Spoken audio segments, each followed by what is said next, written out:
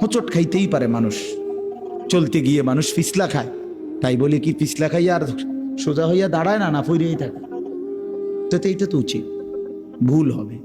চলার পথে অনেক দিন চোখ নামায় রাখছি, আজ হয়তো নারীর প্রতি নজর পড়ে গেছে, হ্যাঁ ভুল হইতেই পারে। সবসময় সত্য বলার চেষ্টা করি, আজ হয়তো একটা ভুল বলে ফেলছি, মিথ্যা বলে, হতেই পারে।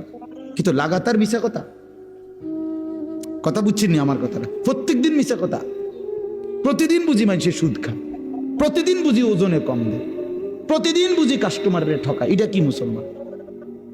এ কেমন ধরনের পাপী? 30 বছর বুঝি প্রত্যেক দিন টেলিভিশন চলবে আপনার ঘরে, প্রতিদিন আপনার ঘরে নিয়ম মাফিক নাচ গান নর্তকের ছবি চলবে। আপনাদের আখিরাত নাই? আপনার বিবি বাচ্চার আখিরাত নাই? তো এরা মরলে কোথায় যাবে? এদের পরিণতি কি হবে? আর আমি বাবা হিসাবে, অভিভাবক হিসাবে কি দায়িত্ব পালন করলাম? খাট পালং আর সোফা ফার্নিচার, কাঁচের প্লেট আর নুনের বাটি, এটাই ছিল জিম্মাদারি না?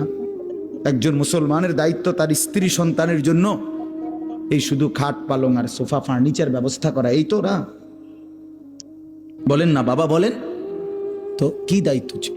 কোরআন শরীফে আছে, ওয়ামুর আহলাকা বিসসালাহ ওয়াসতাবির আলাইহা। আল্লাহ তাআলা বলেন, নবী আপনাকে বলছি, প্রতিটা বান্দাকে ঈমানদার বলে দেন, হে ঈমানদার, তোমরা প্রত্যেকেই নিজ নিজ পরিবারের সদস্যদেরকে নামাজের আদেশ করো। তাহলে এই যে জিম্মাদারি, আপনার দায়িত্ব কি আল্লাহ বলছে, ওয়াসতাবির আলাইহা, এবং তুমি নিজেও নামাজের উপরে মজবুত থাকো।